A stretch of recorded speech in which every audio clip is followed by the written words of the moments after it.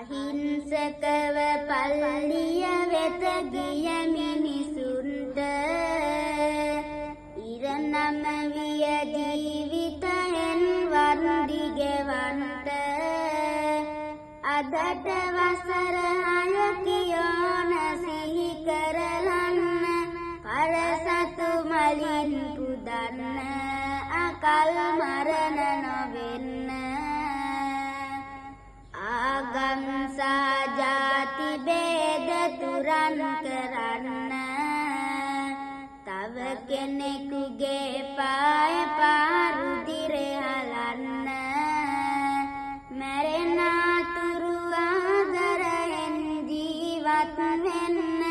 මිනිසුනි මිනිසුන් වෙන්න එපාලේ වගුරන්න දිවි පිදු අසරණ යගේ සාපයෙන් මිදේවා